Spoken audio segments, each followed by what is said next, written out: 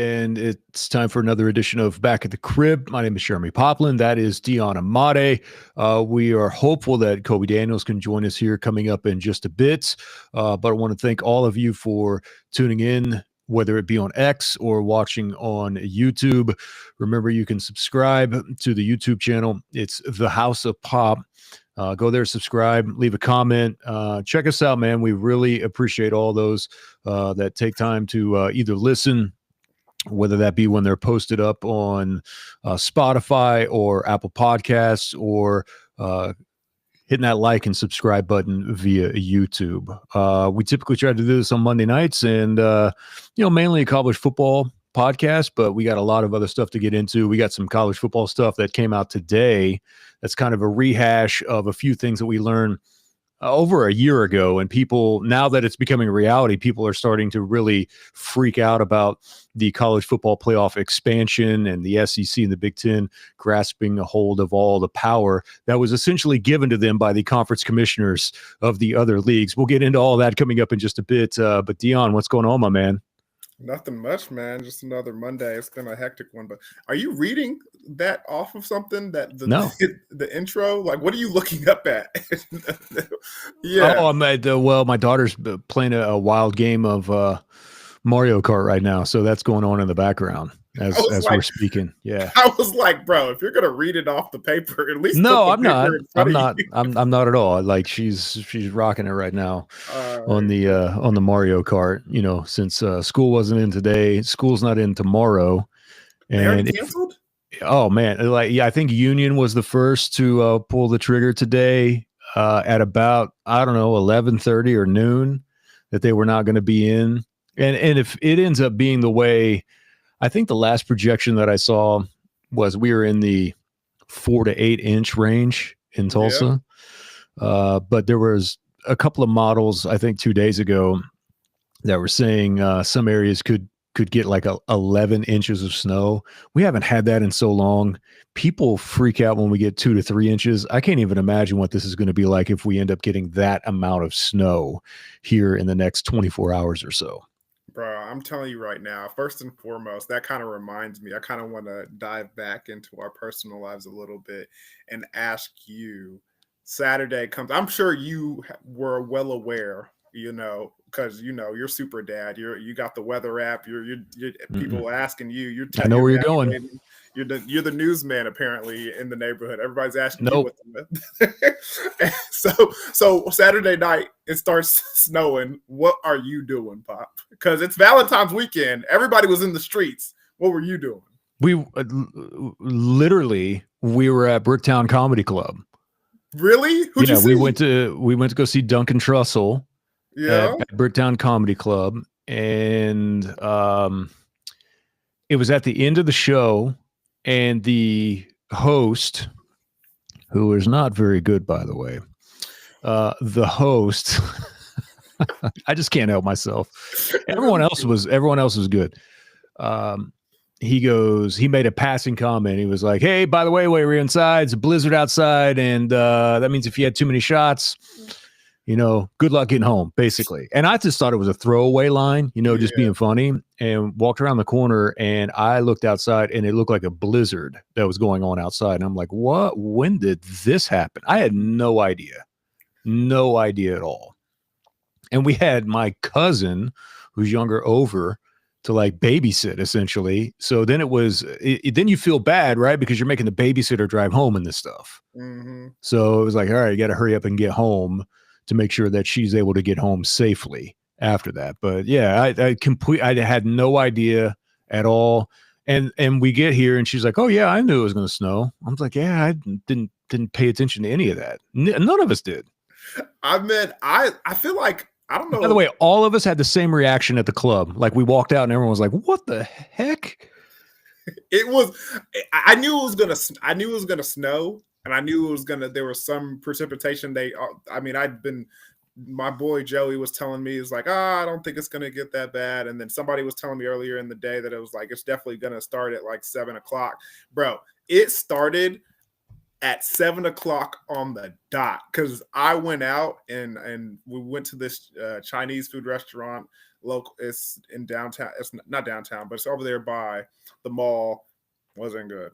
Wasn't good. I'm just not good. So that's pretty far from downtown. You know what I meant. It was like by the mall. Wasn't good. And then was it Panda Express? Is that what you're talking about? No, let's not forsake Panda. Okay, Panda is a nice experience. Get the half and half. Okay, get the orange chicken. It's good stuff. It's the good stuff. But yeah, man. And as soon as we walk like the place was packed. Couldn't make reservations. And so as soon as I walked out, we went to the car to kind of run around a little bit and, before we could come inside and get seated, and we just put our names down. As soon as we come back, it's just snowing sideways hard. Like that snow that's just like, it feels like sleet and rain all at the same time. Yeah. By the time we come out, like, bro, it's not sticking. That's the good thing. But people's cars were covered. Yeah. And so it was like, man, we better get out of here. And I felt bad for the people that had kind of tied one on at the comedy show. Bro. Like, walk out into that. Like, man. Time to call that Uber. Especially those two ladies in front of us. That one. Especially she could even walk. Really? Yeah. Like, calm down, ma'am. Calm down, man. Made some money that night. Indeed, they did. All right. Well, where do you want to start, man? Do you want to start with college football, or do you want to start with the embarrassment that is the NBA All-Star Game that continues to be the embarrassment that is? Bro, here's the thing, man. You guys just want to complain about something. We all know what it is. We all know what it was. Bro, you're asking these guys to play 82 games and then on an exhibition game, you're asking multi-millionaires to, give it all for what? Like, my guy, for who? For what? People need to understand that the NBA All-Star weekend is nothing but let's take pictures for social media. It's an opportunity to get all your stars in one arena at one time to do this and that during, all the Saturday night festivities. And then you take a bunch of pictures and you do a bunch of cool dunks and you see guys do incredible things with no defense and be fine with it. Because, my gosh, why are you guys crying about this every year? Just because you saw the NHL do some fighting on the ice. Oh, we'll get to that.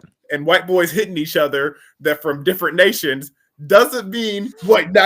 So because the white guys are fighting each other, the black guys need to throw some bows at each other's foreheads so you can be happy? Nah, I'm not here for it. Enjoy the basketball and let it be. My entire take on the All-Star Weekend is a little bit of what you said, which is it's there if you want to watch it. And if you don't want to watch it, don't watch it. I have completely given up on any expectations whatsoever of what that game is supposed to be. And I think a lot of the problem is for people that are my age or older is that the All-Star Game has morphed into what it is now from what it was, from the back in my day crowd. And there's a lot of it that is old man yelling at cloud mentality about what the NBA has turned into, or the fact that it's just a different caliber and different mentality from the athletes now than what used to be, and that's fine. Look, we all adapt and we all change and we morph over time into something that's new. And unfortunately, I think most sports fans are of a particular age that you reminisce too much about how things used to be. I grew up in the era where oak tree wood, and it didn't matter if it was the All-Star Game or not. A guy like Charles Oakley would, make you swallow 4 or 5 teeth that those guys were still they had pride more in the conference that they played in. You know, back in the like Larry Bird, Michael Jordan days, they couldn't stand the Western Conference, and the Western Conference in the early days kind of had the mentality of the glitz and the glamour and not necessarily being as physical. You know, Eastern Conference basketball had this physicality to it, and Bird and Jordan and those guys and Isaiah and all the Pistons players and all the good Celtics players, they kind of wanted to make a point. You know, I heard someone today talk about it was awesome because you got to see those hard-nosed East Coast guys play guys like George Gervin, the Iceman from San Antonio, and kind of the flashy players from the West. And it's just different now. And it's changed, and it changed a long time ago.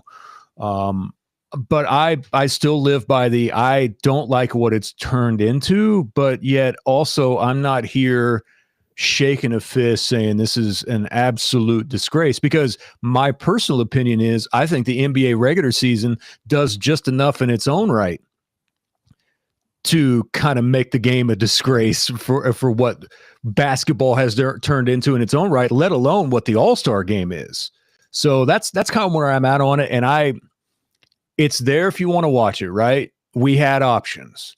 We had the Four Nations, which was kick ass. You had the Saturday Night Live 50th anniversary 4-hour extravaganza on Sunday night if you wanted to watch that, or you could tune in to watch the NBA try something that's new. And Colby's here, and I can't wait to hear his thoughts on this. I heard a lot of people complaining about the format. Okay, so it wasn't as great as what a lot of people thought it was going to be, but it was at least the league trying something that was a little bit different. I will at least give them credit from that front. Not everything's going to work. That was still stale. And do you guys ever, after you watch something, do you ever read reports the next day and you read something, you're like, that is not the same game that I watched at all? Because I saw someone that writes about the Thunder on a regular basis that was essentially saying that we should blame TNT and we should blame the league because the players were the one that brought it this time. And I'm like, I didn't get that takeaway at all from it. I think you can blame TNT for shoving Kevin Hart down our throat for 4 hours, for crying out loud. Enough is enough. Like, even Dion, you got this look on your face like, man, it might be time to sit down just a little bit and kind of pull back on the reins a little bit from the Kevin Hart experience. Because that was a bit too much on Sunday. I mean, it's just, and Colby, I'll let you speak, but it's just too much nowadays with Kevin Hart. You get CEO Kevin Hart more than you get comedian Kevin Hart. And that's what it kind of like feels like to me. So that's why it's kind of enough. Yeah. But but again, it's there if you want to watch it. I don't have any expectations for it, Colby. I don't know how you felt. I mean, I can appreciate, I think you said this right when I was joining, but I mentioned this earlier today in a conversation. I can appreciate that they are trying something different, right? What they've been putting out there has not worked. It's not been a great product. And I appreciate the fact that they're willing to go outside the box and give something new a try. Because what do you have to lose, really? I mean, right? Like, it's not been a good product. So what do you have to lose? It didn't work. Like, I don't think the format was terrible. Is it significantly worse than what we've watched in recent years? I don't think so.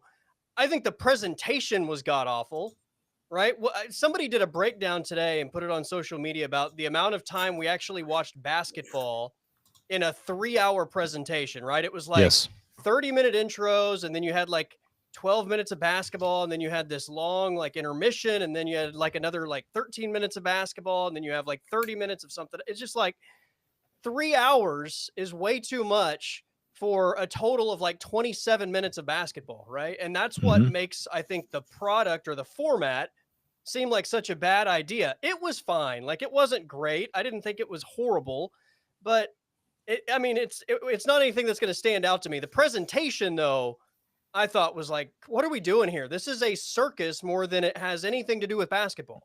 And I thought, I think you can take their concept and idea and maybe tweak it a little bit. To your point, to the presentation part of it, you could revamp that entire thing. I know that they want to get in and get out to a certain extent, but in today's basketball, 40 points is nothing at all. Like that felt weird and rushed because 40 happens like this. You know, if it happened to be an early 90s situation or even like an 07 Spurs team, Dion, if I can make my second Spurs reference and just see you shake your head. I let you get by with the Iceman Gervin, but this one is too much. It might fly a little bit more, but 40 in this version of basketball just did not work. So I think you can change that a little bit, and maybe give this format another go before you just completely scrap the entire idea. I do like what Jokic, Wemby, and a few other guys were talking about. We're to a point now where let's do Euro versus USA, at least for a year. Like what's wrong with that now? Like how awesome would that be? Is the NBA ready to put the American players out there to experience a bloodbath? Is that what Nico is? Nico's all in on the American players. He wants nothing to do with it with the Euros. So let's go. If you take international versus US, I think international runs them off the floor. But would that garner any more interest at all? Or would that just make more people a little bit more depressed about where? It probably gains more interest for the game itself. But yes. Does the NBA want to diminish their American stars that way? That's a good point because most of them are aging. Like the best 4 players in the NBA are Jokic, Giannis, Luka, and SGA. None of those are Americans. Yep. I mean, who's the best American out there? Is Anthony it Tatum? Edwards? Yeah. Anthony Edwards. Yeah, yeah. And then after that, probably you go John Morant is in that category, and Tatum is kind of in the next group, and then you have a bunch of the aging stars like Durant and Anthony Davis, and yeah. I don't know. I think that would basically be Shaq's team that just won. Steph and Dame and Kyrie. Yeah. I don't know. I think that'd be interesting. You have Shaq's team, basically. Shaq's team from the All-Star format. Yep. Sometimes I feel like we're in a day and age now where these things are like, here's the question I want to ask. What variable do you think comes into play that really allows the culture not to like the All-Star game as much as it did in the past? Is it the fact that the players aren't putting out the effort? Is it the fact that the product isn't as good? Yeah, it's just production? Or is it the fact that we just have more options now, television-wise? Oh, that's a lot of it. That's a lot. And people just we also live in a culture who people want to complain about stuff. Yeah, Pop and I had this conversation a year ago, and I remember watching the All-Star game when I was a kid, and half of the All-Star players you didn't get to see very often on television, right? Like nobody was watching Mitch Richmond play, right? And like Glenn Rice and some of the like 90s All-Stars, like everybody watched Jordan, and you got your you had to live NBA in those markets. On NBC Game of the Week that might have like Hakeem and Shaq, or like Patrick Ewing, and David Robinson, yes, or some of the superstars, but you didn't have the access to watching all of the All-Stars all the time like you do now. And so it was kind of a special thing to watch all of these guys on the floor together playing against each other. Now, listen, I'm not going to act like those were 4-quarter bloodbaths where everybody is playing their hardest, because that wasn't the truth. Was it better than what we see now? Yeah, the effort was a little bit more than what we see now, but it was just I think there was an aura around it that we didn't get to see all these guys around each other very often. And for some of them, we just really didn't see them play basketball. And so to kind of get them all on the floor together at one time and to see some of these guys play, like that was cool. Because we have so much access to the NBA and we have so much access to all of the NBA superstars, it doesn't, to me, that's what was special about the All-Star game when I grew up watching it. It doesn't feel the same way because we watch all these guys on a regular basis. We see all these guys on a regular basis. We see all these guys compete against each other on super teams. And I mean, it's the landscape is so much different, and the way that you digest the landscape is so much different. And that's the cause and effect of everything, because back in those days, you had a Kobe versus T-Mac going against each other, trying to prove on a grand stage which one was better. And nowadays, you don't have to prove that because everybody's getting to witness you on a grand stage. I mean, everybody's got what NBA ticket and see you on, Instagram and TikTok or whatever. They don't have anything to prove to one another or to the audience like they did back in the day. Yeah, very rarely did we get to see oh, check this out. We get to watch Ronnie Cycli play, coming up on this Sunday night, or even in the early stages, we got a little bit of what's this Run TMC thing about, a Golden State, like those guys making, all-star games and get to experience some of that. So yeah, I think there's a lot to that for sure. And there's never going to be a perfect formula for this. It's funny because every league has kind of gone through this. For the longest time, people looked at the All-Star game in Major League Baseball like it kind of stinks. It's had a resurgence, but it hasn't really changed drastically from what it was, other than a few rules here or there. The NFL basically punted on their version of the Pro Bowl. That one, though, doesn't match because of the physicality and the nature of it. Like that one's in a completely different book to me. And then the NHL with Sean Taylor to kill a punter, and we're just like, maybe we shouldn't do this. Yeah, and the NHL has messed around with what their formula is as well. I also think too, just because of the nature of this past weekend, what didn't help in these guys don't play hard is being able to flip over the channel and watch 3 fights in 90 seconds as two countries are trying to prove their dominance over each other. And I would press the caution button on that as well, is because you're watching one country's national sport. Like in Canada, that's the only thing that they care about, coming to you from a Canadian arena, trying to still show that, hey, you might be the upstart United States hockey team, and the percentage wise, there's more Americans in the NHL now than there ever has been before. And this is kind of the golden and glory years of USA hockey, where they're just trying to prove like, hey, you've dominated us for so long. Now it's our turn. And I think that's what the majority of those fights were off the top. It's different when it's country versus country compared to flipping over and watching, like I said, a version of the Generals and the Globetrotters. But the hockey was awesome. Can't lie with that at all. We'll get to more of that coming up here in a bit. All right. Can we please just bring back all-star games where players wear their own jerseys? Yeah, I know. We don't have to sell gear anymore. Who's buying all-star gear? Like, please stop it. Hey guys, if it makes dollars, it makes sense. I hate you, Dion. Hey, really, I mean, why?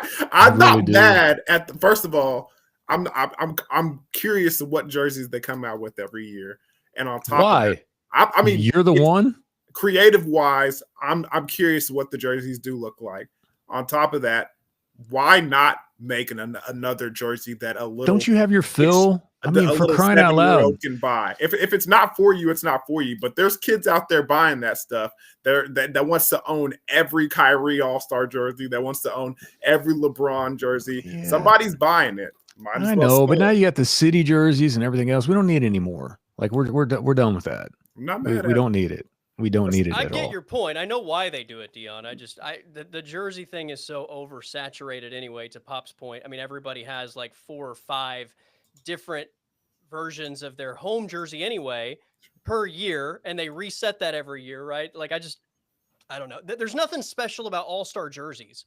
Like how many all-star jerseys in the history of the all-star game have you thought like that's badass? I could probably think of a couple of them. All I can think of is like Isaiah Ryder in the white Minnesota Timberwolves jersey, run up and down the floor. That's all I can think about. I feel like that one, the game that was LeBron's first All-Star game, and they were in I think they played that thing in Dallas with at Jerry's World. I remember those jerseys being kind of clean. And then there was one year where Kobe and they were like red, white, and blue, and it was all white. And I remember that Kobe jersey went crazy, and I definitely wanted it. So I don't remember any All-Star jerseys. Do you at all, Colby? I mean, maybe like a Pro Bowl jersey or two. I remember one that was like a teal blue from the 90s that I think was like, it was in Arizona maybe, and it had like cactus on it or something. Like that one stands out as like goofy, but there's not, I can't ever remember an All-Star jersey where I was like, I wish I had that. Yeah, no, I'm good. All right. Let's get to mainly what we talk about on this program, and that is college football. And it's so funny today. And Colby and I are on such the same wavelength because I feel like a lot of the times his brain is working the same way that I am. I saw a lot of the same posts that before you even text me today, and I'm like, where have you people been? Like, where have you been? Because today Ross Dellinger has an update on what's going down with potential college football playoff expansion, and I have to say, Ross Dellinger had this story literally a year ago. He had this exact same story a year ago that said, basically, all the other commissioners and conference dignitaries have decided they want to turn the entire damn thing over to the SEC and the Big Ten because the SEC and the Big Ten threatened to take their ball and go somewhere else, and everyone else was like, oh, no, we can't have that. Instead of calling them on their BS. And now, fast forward a year later, after we have a college football playoff under our belts, what else did you expect them to do when you gave them all the power? When you give someone the power, guess what they do? They yield it and wield it in every chance that they get. And that's what these two are doing. After the meeting, it all sets up perfect because they have this meeting this week in New Orleans. Guess what happens next week? College Football Playoff Committee meets next week. So it's all right in line with each other, and it's everything that everyone told you was going to happen. But now people in the Big 12 that cover them are, oh my gosh, this is why I'll always root for the Big 12. Why? Because your conference commissioner gave them the power that the SEC and the Big 10 wanted? Like, oh, okay. All right. So here we go. Expansion is upon the horizon in 26, just like they said it was going to be. Why is everyone so shocked by this? I mean, we said this, I think, back when OU and Texas initially announced the move to the SEC, right? At that point in time, the SEC had all the power, right? They were going to decide what the future of college football looked like. And then luckily for the Big Ten, who was, at least from a program tradition standpoint, they have some heavy hitters. Then they jumped into the conference realignment business and established themselves as by far superior from everybody not named the SEC. And you had essentially two super leagues that at that point in time, when you look at the financial dollars they're making in their TV deals versus everybody else and what the draw is in terms of the brands under their umbrella, you have two superpowers that are going to call the shots because they can, right? And what's going to stop them? I mean, you either have to stand up and call their bluff, or you have to put your tail between your legs and hope that they look out for you, right? Somewhere down the road. Like this happened 3 years ago. Yeah. And it's just been a matter of when they decided to wield their power. And, we even talked about it back when the college football playoff was being announced. Like we all kind of thought it was funny that the SEC was going to have a couple teams left out, right? And that they wouldn't have the most teams in. And I said, it is funny, but it also is kind of a sign that this thing's going to get completely blown up because they're not going to be okay with that. They have all the power. It's gone against them. So now they're going to wield the power to stack the deck in their favor for years to come. Here's the Ross Dellinger story. And I thought this part of it was funny and where some of the anger was coming from. And I'll just read it to you right here as everyone can see it. It said, according to most who have viewed the memorandum of understanding, because all the SEC, Big Ten, and all the other conferences literally signed a memorandum that basically granted the SEC and Big Ten, as Ross writes, sole discretion of the future of the CFP format starting in 26. The agreement And this is so hilarious that there were some sources from other leagues that were leaking out there. They're like, well, we didn't really think that we're granting them all the authority to be able to make changes. And Ross has it. It says the agreement grants the league's decision-making powers over the format, but directs them to have meaningful consultation and collect input from other conferences before making their decision. It's literally in the document they signed. It's so We'll take embarrassing. input from you, but ultimately we're going to be the one to make the final decision on this. I like to imagine that in that meeting, Brett Yormark is like, listen, I'm going to give you all the power, but if you don't take my input, we have no deal. It's still your decision to make, but if you don't take my input Yeah, and you still get to make whatever decision you want, we have no deal. right. Like, what are we doing? Man, Unbelievable. you cannot negotiate without any leverage. I mean, everybody knows that. And Right. at the end of the day, they had no leverage when they came to the table. So I understand everybody, you know, throwing their hands up and be like, oh my gosh, I can't believe this is happening. But like you guys said, we kind of had this show a year ago. We talked about this. Everybody else talked about it too. I mean, we weren't the only ones kind of chatting about this thing and thinking it wasn't going to happen. But now it's time for things to actually come into place. The thing that I'm curious about now moving forward is how bad is it going to get, and what kind of leverage can any of these other conferences gain in this, if from college football going into the transition that it is going into?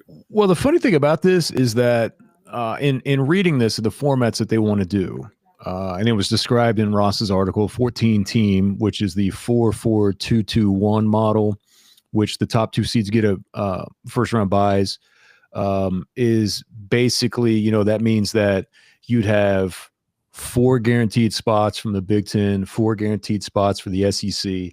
ACC and Big 12 get 2, and then it cycles on after that. You get 1 guaranteed from the G5. Notre Dame, if they finish inside the top 14, would get the other guarantee that was there, or they would add someone else to it.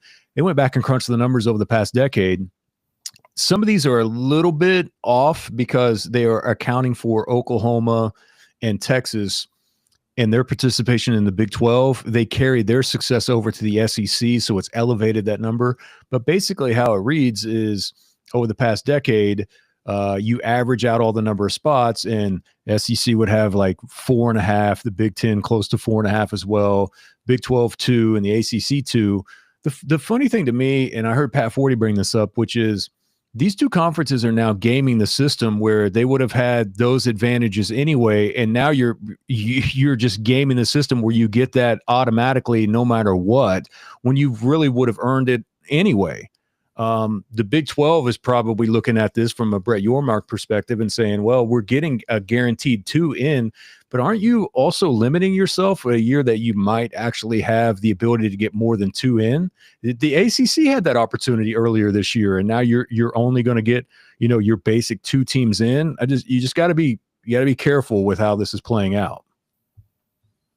I mean, the problem is for the Big 12, they don't have anybody in this league that is going to get the benefit of the doubt, right? No. They don't have a even fringe blue blood program, right? They don't even have like a tier 2 blue blood program where people freaked out when Arizona State got a bye. Exactly. Like if their conference champion has a couple losses, people are going to be like, they're Big 12 good, right? And that's the issue. Like the SEC can have 5 teams lose 3 or 4 games, and people look at it as, well, they have all these good teams competing against each other, right? And look, I'm not saying whether one is right or wrong. I'm just simply stating that's the perception. So to Dion's are you saying point, you don't have leverage, right? You don't getting 2 in for the Big 12 might be a win more often than not. And maybe you have one random year where you would have 3 teams, but I think more often than not, you're going to be on the extreme outside looking in. And if I'm being honest, once again, we talk about the SEC and the Big 10 having this power. It still surprises me that they would limit themselves to 4-4 and give the others to a pit. Like, That it still baffles me that they're even playing that nice. So I hate to say it, but I'm kind of with Kobe in this situation. It's like, bro, take the two. You know what I'm saying? Because at the end of the day, you look at how the season went this year, with it being the first year with Texas and OU out of the Big 12. Bro, I'm not gonna lie, I'm not gonna sugarcoat it. It didn't look that great. Other than Colorado, giving us some airtime and making things fun and getting some national attention with all the star power that they had over there. The Big 12 didn't look. I mean, Scatterboo and Arizona State, they did some things and made some noise, but can you really depend on that on a year in, year Okay. out basis? nobody thought take the two. they should have been in, right? I mean, they were laughed at for getting the bye, and they took Texas to the brink. But I understand what you guys are saying from an overall perspective, but the thing that really changes in this now is that you implement this. What does that say? And I didn't agree with those that say, hey, the college football playoff limits the regular season at all.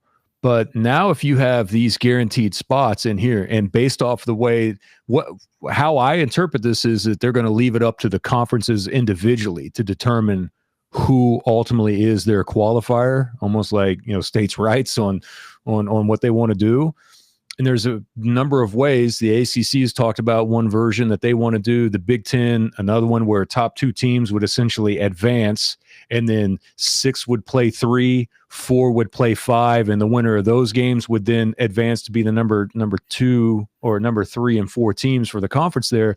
But does this in a way now diminish things like non-conference games, because we're only going to be really concerned with what overall conference records are out of these conferences? And does that mean now that, do we get better conference games if those don't matter? Do we get more heavyweights playing against each other if really those losses don't matter? Or are these bigger schools that already have the upper hand financially, are they just going to say, hey, well, we're just worried about having more home games now? The non-conference schedule really doesn't matter a whole hell of a lot to us in some of these conferences. Conference games are going to be what they actually truly are, fundraisers. They're going to be fundraisers and warm-up games for other programs to continue playing football in those lower tier, universities and those, FBS and schools that, use those millions to kind of bolster up their athletic program, and for the other guys to get warm-ups and ready to play conference games. So you can, work out some of the, the kinks and knock out the cobwebs. I mean, they're already talking about doing away with, spring football. So you're going to need a couple of games to get really prepared before conference starts. That's what it's going to be. If you watched college football this year and you saw what the committee did with the playoff, and I'm not saying they were right or wrong, I'm just simply saying, if you just watched what took place, why would you ever schedule anything tough? Ever. You should be scheduling the easiest possible schedule out there, right? And why would you make life difficult for yourself? This path is basically just kind of doubling down on that, like, in a way, if that's really what we're talking about here. And I know it made more games have larger stakes towards the end of the year this year, with more teams being involved in this.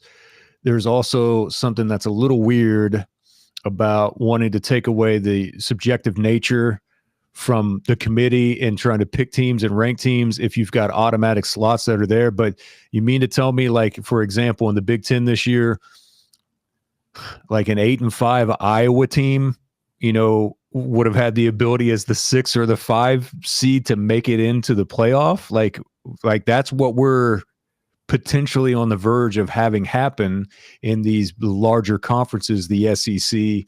I mean, was there a 6-way tie, I think, for the 4th spot in the SEC this year? Having 9 games, by the way, will limit some of that, right? Adding another conference game to it, but you're still going to have, scenarios like this to where But you're right? making that extra win significantly more difficult for all of those teams competing. Yeah, you are. I just Like, listen, as a college No, football fan, I 8-5 hope that Iowa. happens. As a college football fan, I want more meaningful football games. That's Mhm. one reason why I'm so disappointed that it kind of just looks like go win as many games as you can and you're gonna get in. I don't like the thought of playing cupcakes all year long and being rewarded for it when you're maybe one game better than somebody that played juggernauts all year. And that's not an SEC thing, or doesn't have anything to do with conferences. It has everything to do with I want to watch good football from the start of the season to the end of the season. And we went into the final week of the season last year talking about Texas lost to the only real good team they played all year long, and they played them twice, and that was Georgia, right? Indiana lost to the only quality competition they played the entire year. SMU was in the same boat. There were multiple teams that were in the college football playoff that had no test whatsoever all year long. And it's just like, if we're rewarding that says to everybody, why would you add a ninth conference game? Right? That says go play as easy a schedule as you can, win 10 games, and we're going to roll the red carpet for you to join the college football playoff. Now, I love the playoff, but the reason I love the playoff is because we get good football games against good competition, facing good competition. We don't get enough of that in the actual college football season, unfortunately. Man, I still think it's too many games. Still think it's too many games. And at the end of the day, it's like, bro. So are we just going to end up with two divisions? The SEC? No, I don't think so. Some down the road we will, yeah. Because again, I keep pointing forward to kind of try and find the positivity in all this, or find the light at the end of the tunnel. What kind of leverage can these other conferences get to get some kind of the power back to be able to negotiate a better situation for themselves? They can't. I think the only leverage that they have is having some sort of courage to lock arms with each other and call the two on their bluff. And by the way, also, when you call someone on the bluff, you got to expect sometimes you may ultimately lose on that, but at some point in time they got to stand together and say, all right, if you are the two entities that want to be responsible for the entire implosion of not just the model as we know it, but also essentially ending a certain amount of athletic departments across the country because of your singular actions and your greed, then do it. Almost like a dare, like do it. And that's the only really thing that they have, to me, in my opinion, is that do they want to have that hanging on their conscience, that they actually, because you hear Greg Sankey all the time, whether or not he's being factual or not. And what's funny is there was a conversation I was having with Justin Moore, the athletic director at Tulsa, who came from Texas A&M, who reiterated, hey, in those meetings that I've been in with Sankey in the past when I was at A&M, he absolutely understands the power that he has and that he doesn't want to be responsible for the death of a lot of athletic departments. He just doesn't want to be the bad guy. He doesn't want to be the bad guy. That's what right. It is, yeah. So now it's like you gotta see, are they actually willing to be the bad guy and hit the red button on the launching of nukes, so to speak, in the college football world? That's the only leverage really that these conferences have. Another question is, that's right. Do you think the television individuals that are pretty much bankrolling all of this, do you think they'll let that happen? There was a part of this in Ross's story talking about, ESPN's leverage and all this and the ramifications that they might have. So I'll just read this quickly, Dion, to answer your question. I'll put this up here on the screen so you can see it. But in Ross's story, it says, what is ESPN's role? It says another entity involving that is, the company that's actually paying them for all of this. One power broker said you're going to alienate part of the country. 6-year extension laid out in the memorandum.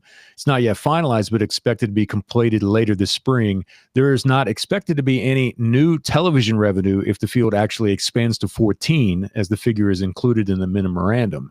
If the field expands to 16, it may require negotiations from the league for more revenue. So it's not even written in there as of right now that there's going to be more money, but there's a reason why you do this in general. If you are the SEC and the Big Ten, it's because ultimately you're hoping to be able to squeeze some more cash out of this somehow, some way.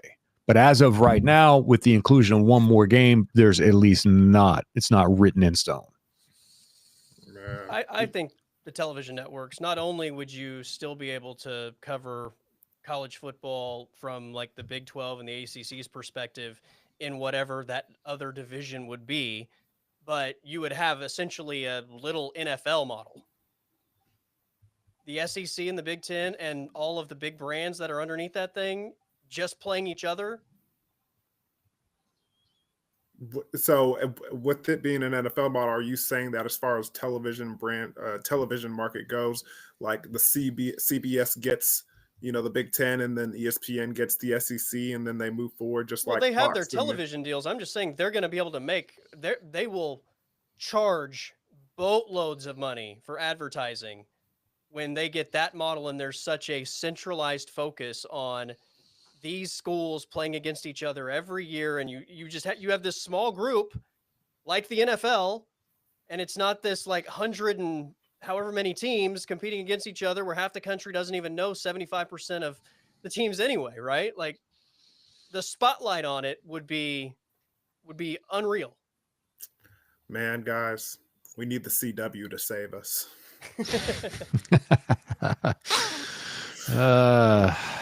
Yeah, good luck with that one. Good luck with that one. The problem is there's never going to be a model that works for everybody because once again, college football has always been the only sport that just everybody plays by different rules, right?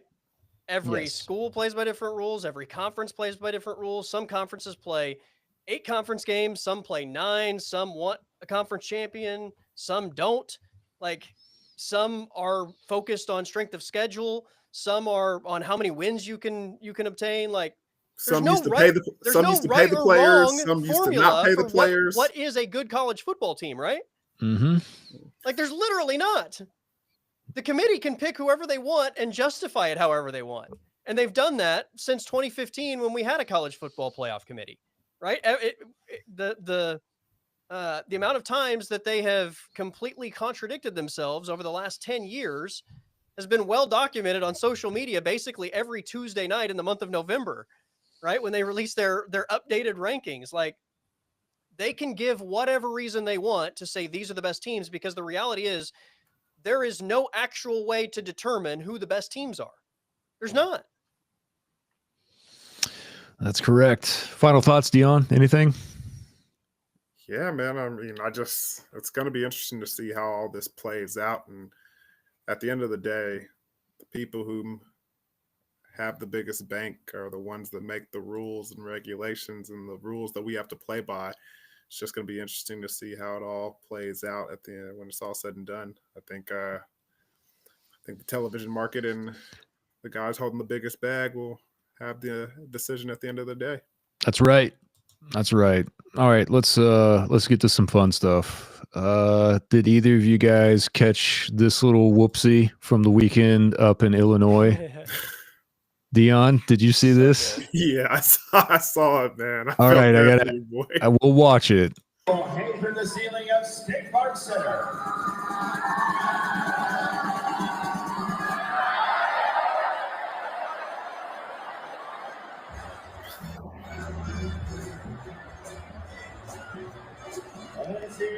All right, I got to admit, the music in the background also kind of made that a little bit funnier than what it was as well. How pissed would you guys be if that was you going through that ceremony and they did that? I mean, in this day and age, I don't know, bro, because it kind of made him go viral. So like, honestly, it's like Shaq says, You always got to be going viral, and it kind of made this ceremony more popular than it actually was. So I mean, I don't know if I'd be that mad about it. Yeah, I mean, I get what you're saying, but I think there are some things that are inexcusable. That to me is like one of those. That's one of those mistakes I just think that you just can't make. It's like when the Saints retired Morton Anderson's number inside the Superdome, they misspelled his name.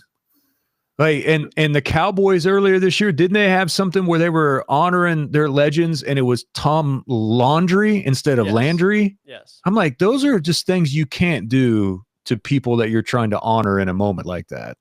Like, come on, man. What do they say, Kobe? Measure twice, cut once. Yeah, there's some of that as well. All right, one other item here. Let's see. I did laugh about this from earlier at the All-Star game.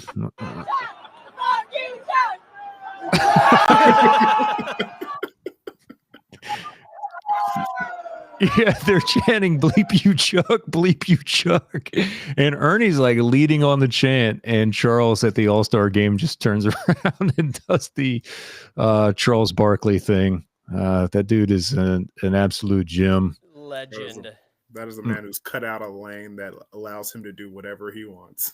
Have you noticed that they've kind of gone wheels off a little bit on the broadcast, like Shaq the other night too? Be like, I'm tired of this bleep. They have no F's to give at all.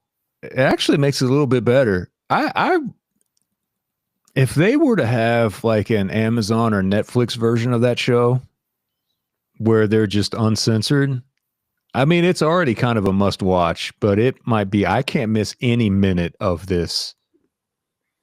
That might be a new way to kick off the new era of the NBA for sure, if they could pull something like that off.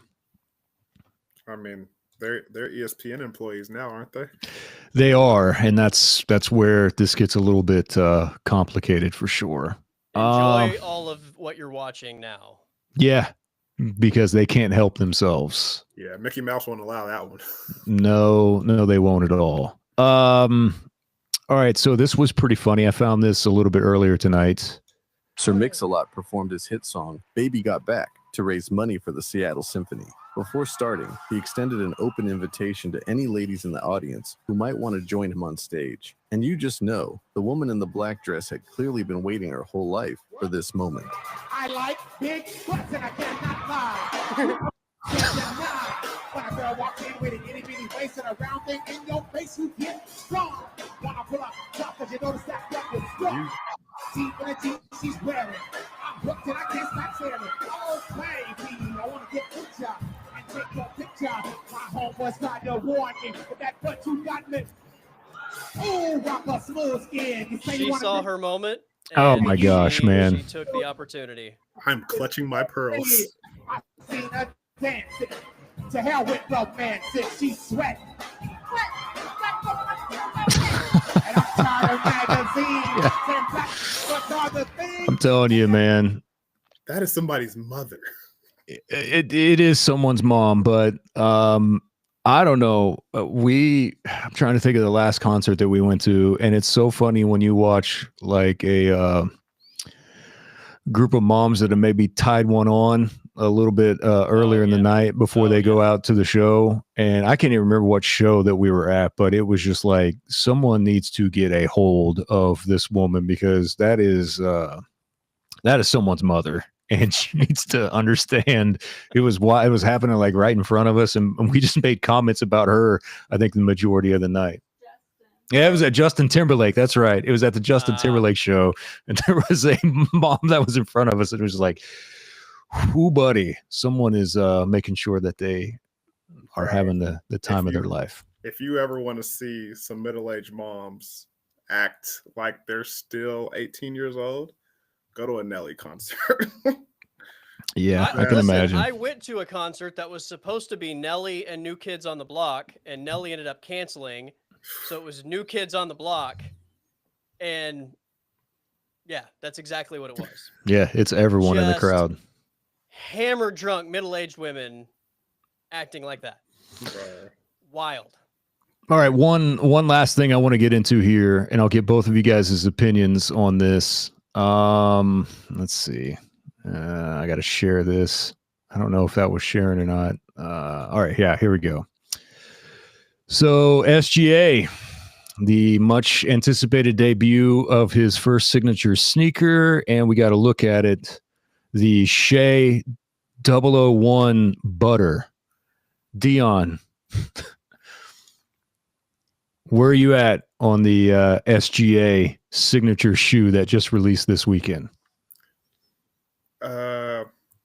What are you supposed to do with them? Like, are they hooping shoes or are they They're like both, street according to shoes? SGA, they're both. You can hoop in them and you can wear them as normal. Bro, I hate when people try to create reversible jackets. Like, my guy, pick a lane and let's ride it. Let's pick a lane. He wore them in the All-Star game. He Did did. Yep. Yeah, I don't know, guys. I'm not trying to throw any shade on my boy, but that's kind of mid. Colby. Kind of mid. I kind of love the color actually, Okay. but I don't love the design. I think we've seen that design before. Doesn't those look like the Allen Iverson like zip Yeah, up? It's kind AI of a had some of combination those. like some T-Max. I remember Yeah. from back in the day, and the Allen Iversons. And I think Adidas had a model that was called like Adidas Dune as well that were kind of like that. I'm not like you, Colby. I don't like the colorway because it reminds me too much of like wearing a pair of lugs. If anyone had some lugs back in the day, which I did, got kind of a Tim feel to it as well. Yeah. I don't know. They might be different to me if I had some different colorways, which he's coming out with, which it got me to thinking, do you guys know who still has, and these are updated stats from the 23-24 NBA season. Do you guys know who has the most popular model of basketball shoe worn by the most players and most minutes in the NBA? You want to take any guesses on whose shoe is number one in signature models? Player? Yeah, like what player has a signature shoe that the majority of NBA players still wear to this day? Current player? Well, it doesn't have to be. Doesn't have to be a current player? Yeah. I'm gonna go Kobe. Okay. Yeah, I'd probably say Kobe. It's the Nike Kobe 6. Yeah, bro. Yeah. They were the top 10 most popular players. It was chosen over 2,823 times last year. By the way, that's the second year in a row that the Nike Kobe 6 has been the most popular sneaker in the league. Last year, also, number 2 was the KD 16. Number 3 was the Nike Kobe 4 Pronto. And you got to go way down to like 6 before you start getting to any LeBrons. Harden's came in at number 9, and then Giannis's shoe came in at number 10. But yeah, this is like 3 years in a row that the most popular shoe has been the Kobe 6. Long way to go. And by the way, I think this Converse is the first time since Elton Brand that Converse has had a signature shoe, and that goes back to 2010. That's not a name you want to follow. I mean, no disrespect to Elton Brand because he was the man when he was playing for the Clippers and everything. But I mean, that's not the sneakerhead that I would want to follow. Well, you got to start somewhere once you got out of the game for a little while. So, I mean, they can't. I thought you were going to say Rodman at least, but no, Rodman Brand? goes back. Rodman goes back, but they haven't had one since 2010. So Shea's at least trying with his signature shoe. But yeah, shout out to Kobe because you got to think about it. That generation is kind of like the perfect storm. These are all Kobe legacy kids. Also, with his, tragic passing, people are always trying to remember him. And then on top of that, just the style of player that he is, as far as body type, like all these players can kind of wear those specific type of shoes because of his body type. LeBron, they're kind of too bulky and it fits his frame a little better. All these guys are slender and they're, bouncy and everything. So his shoe kind of fits everybody. But Kyrie and Steph are going to be the shoe that the next generation kind of holds on to in a similar Boy, that I saw the numbers. That Steph shoe has not worked out for Under Armour. Did it decline? Nike still has 73% share. Adidas has 10%.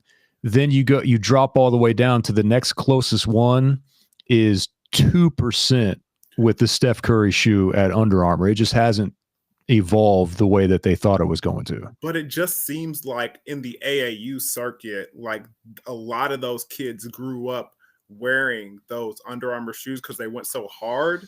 And I think Steph does a good job of reaching out to those kids. Oh, he does. He does. But here's the AAU problem. circle. Here's the problem from the story I was reading. Do you know what most kids now consider Under Armour to be?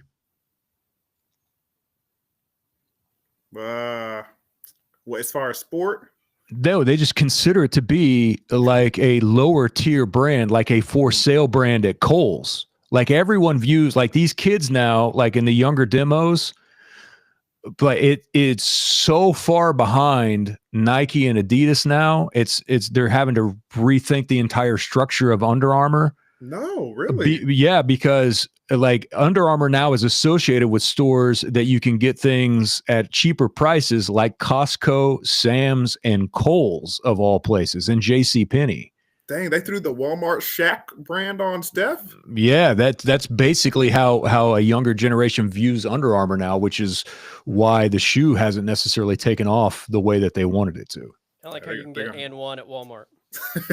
Yeah, that's right. That's right. Clarence Racket Ross. And one time they passed Nike for a very brief period of time in the old mixtape days, and now you can get them at Walmart. And then Nike Death Starred them. Yeah, all it took was white chocolate in a black and white commercial. Yeah. Before they were like, all right, we've had enough of this. Go on, get out of here with your little pissant shoe. All right, fellas, appreciate the time tonight. Good stuff on the college football stuff. Colby, hope you're feeling better, buddy. Yeah, I'm hanging in there. It's kind of been a weird afternoon, but Everyone ready for Snowmageddon? You're not projected to get as much in your. yeah, not nearly as much as you guys, but it's supposed to be unbearably cold, is what I was told today by our meteorologist. I think Thursday here, I think it's supposed to be like a high of 10 with the wind chill of like minus 15 or something like that on Thursday. Yeah, I will be inside. not good. That'll be fun with 8 inches of snow on the ground. I got the school is out text at like 3:00 today, so they called it early. I was telling Dion, I got the email today. Union was out at like 11:30. Union's like, that's all right. We're good. We're gonna go ahead and pull the plug. Yeah. That's all right. Not worrying about it at all. Charge it to the game. Kids will never understand what it was like going to bed, not knowing, having to wake up early in the It's like morning to wait to Christmas see morning, right? You have if to run your down and watch the school scroll. was going to scroll across the bottom. Oh, And you my had to gosh. wait, and especially like my school started with a C, so if you jumped in like in the D's or F's, you're like, oh my god, I got to wait through all of these schools to find out if I'm out or not. Come on. Come on, Garland And then when it Independent hit, School it was like District. hitting the lottery, right? Like the Oh, party was yeah. on. It was on. It was on. It was either go back to bed or I'm getting ready to burn through every Pop-Tart that I have in Yep. this box right now. How many can I fit Calling in the the toaster boys, oven? like, are we gonna go build like a snow fort outside and pummel each other with snowballs, or Yeah. Who's got the shovel? Who's carving off the football lines outside?